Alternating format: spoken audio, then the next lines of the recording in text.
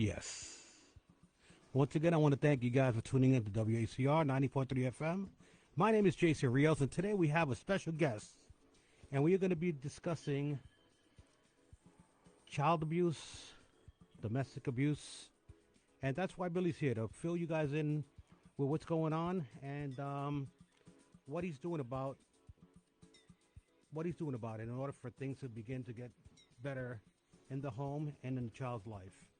Once again, guys, my special guest, Billy Contreras. Billy, how you doing, brother? I'm good, brother. Thank you for having me tonight. Of course, man. As you know, it's a shame that everywhere we read, everywhere we look, we see children getting abused. We see kids getting bullied.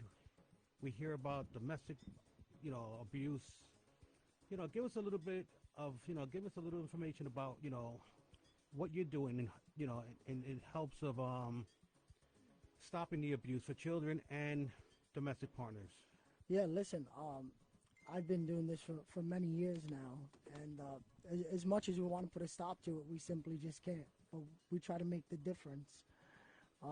One of the things is that I'm lucky enough to have a good crew with us. We have a president, a vice president, a full crew of motorcycle people that support our mission and just putting a dent in something that's very dark. And listen, this is all over the world, the fact is. So this has been my mission for many years. A lot of my followers know that. The kids need us.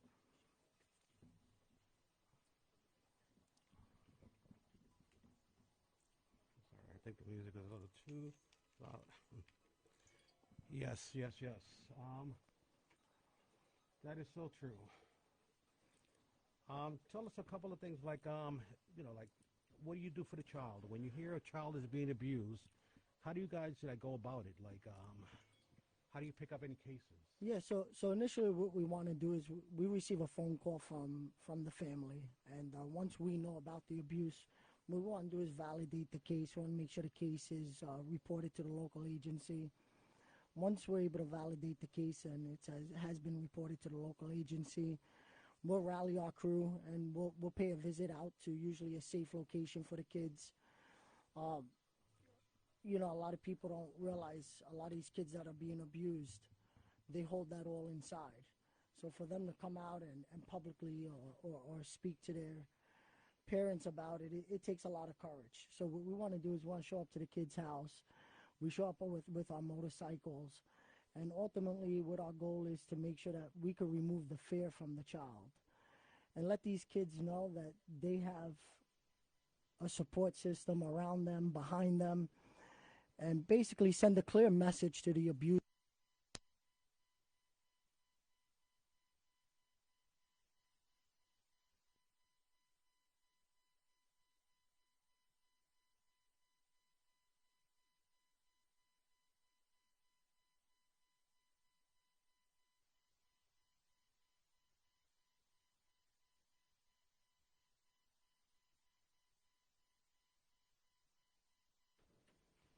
Try it again.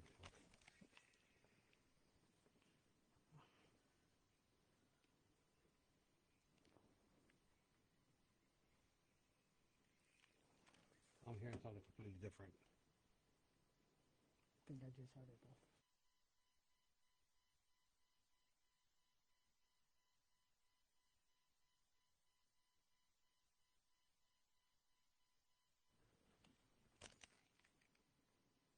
Yes, once again, I apologize. We're having a little technical issue. We should be good. It's clear here. Okay, we appreciate you, Rhythm. So yeah, I'm sorry about that, guys. We had a little situation here. So sounds amazing, especially when you say motorcycles and children. What is it with children and motorcycles? Listen, I'm not a child no more, but when I hear motorcycles rolling down the street, I tend to look up, and I still think it's amazing. Even at my age, I hear the roar of the Harley Davidson shooting down the street. I look up. One of the things that we've learned in the years, I've been, fighting child abuse now for over 10 years. And the fact of the matter is, when you have a child that their innocence has been ripped out of them by a perpetrator, whether it was sexually abuse or physical abuse, and you have a body of bikers coming down your street, there could be 10 bikes, there could be 100 motorcycles, and they hear the roar of those pipes coming down the block. They know they have a protection that is like no other. Yeah. And the kids, they draw to that, man. They see us come out, and there's no red tape with us. You know, the fact is that there's no paperwork that has to be filled out with us. We're gonna show up to the kid's house. We're gonna let those kids know that whoever did that to them, they got to get through us to hurt that kid again. And you know, we're not a vigilante group, but the fact of the matter is, we're gonna stand to protect the child from further abuse, and that's what it is. You know, we want those kids to not have to look over their shoulder and not have that fear ever again. That's amazing. That's amazing. You know, like I remember growing up and knowing that my friends were being abused. You know, it's amazing. Like there's so much that's going on under the radar. You know, and you know, kids sometimes they explode in different ways. You know, like even with bullying. Tell us, have you ever had any cases with bullying? We actually have, and the fact of the matter is the organization now that I'm one of the founders of the new organization, Child Abuse Prevention Organization. The fact is we can no longer keep a closed eye to bullying. It's kids are being bullied to the point where they're cutting their hands, they're hanging themselves. No kid should be bullied to the point where they feel like they have no protection.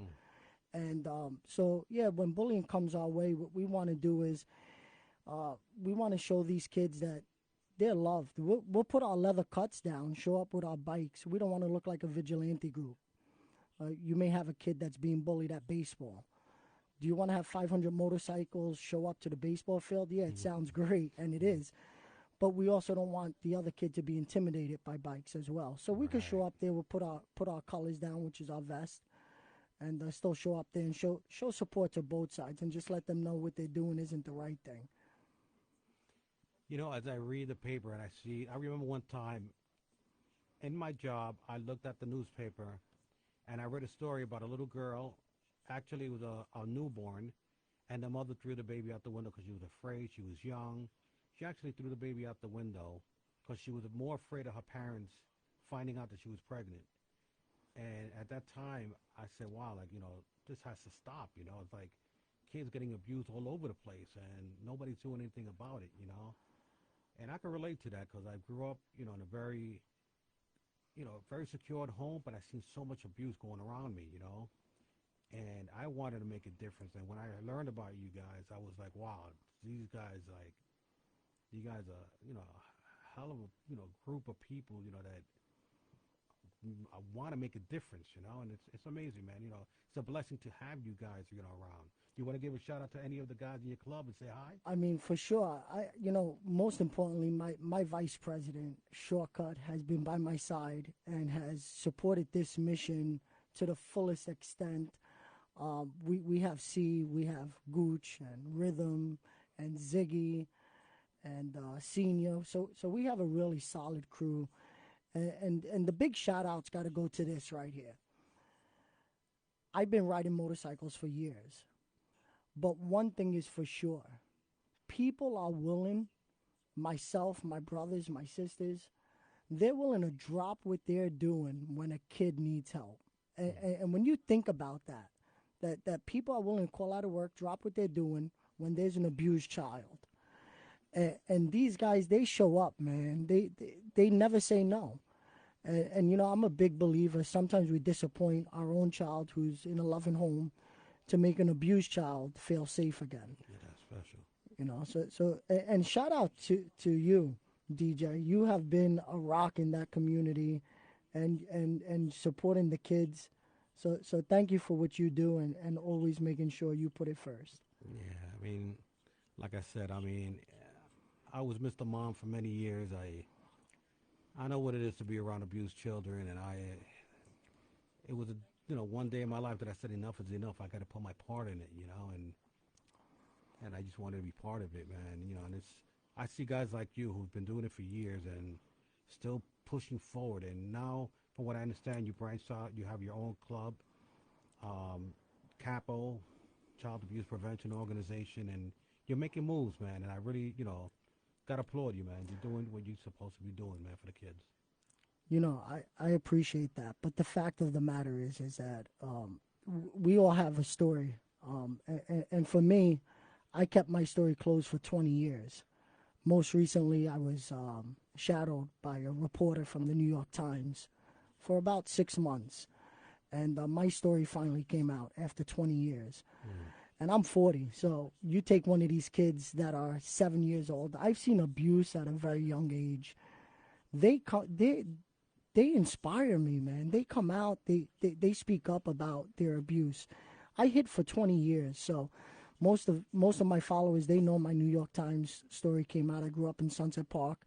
I'm a victim to clergy abuse, and this is my mission, to make sure that these kids have a voice.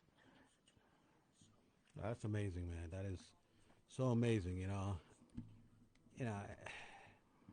I look at kids like today in school, and it's like when a child is getting abused, or even bullied, right away they're pulling out cell phones, like to record it. And I always wonder, why aren't they pulling out cell phones to make a phone call or get somebody involved to end it? It's a shame what today's society is bringing to us, but to see that someone else is working on the other end to make a difference, it's really important, for our children. You, you know what I tell people is that I can't change the world, but together we make a difference. And no child should feel like they're alone. No family. A lot of times we see abuse and domestic violence is involved. And I always tell people, there's someone out there, there's an agency out there that definitely could direct someone where they could get safety or some help. Don't feel alone. Pick up the phone.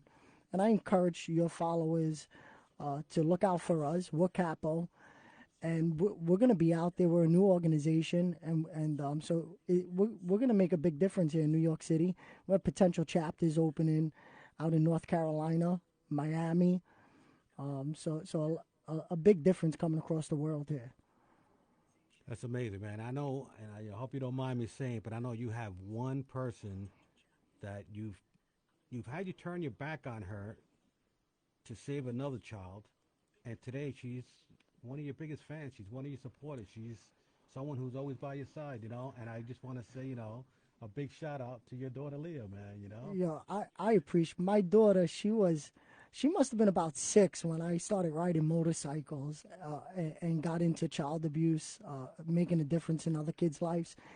And you're right. She has been one of my biggest supporters, always by my side. And she was okay with me going out there to make a difference in the world. And so I appreciate that. Yeah, amazing, brother.